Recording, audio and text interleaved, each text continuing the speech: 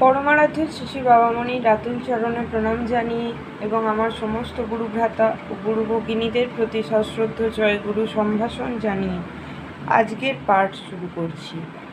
ওম অখণ্ড সংহিতা বা অখণ্ড মণ্ডলেশ্বর শ্রী শ্রী স্বামী স্বরূপানন্দ পরমহংসদেবের উপদেশ বাণী নবম খণ্ড। নামের নেশা।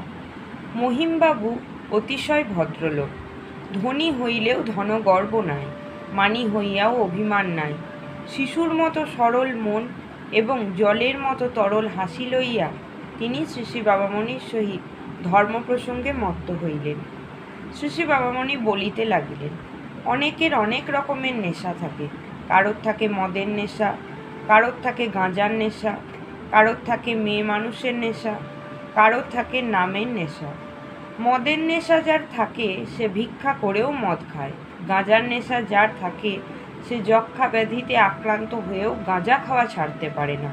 মেয়ে মানুষের নেশা যার থাকে সে বারংবার প্রত্যাখ্যাত প্রবঞ্চিত হয়েও আলেয়ার পশ্চাতেই ছুটে বেড়ায়।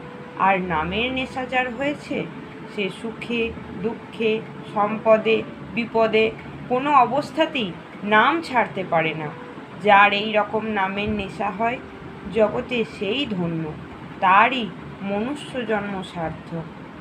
জয় গুরু।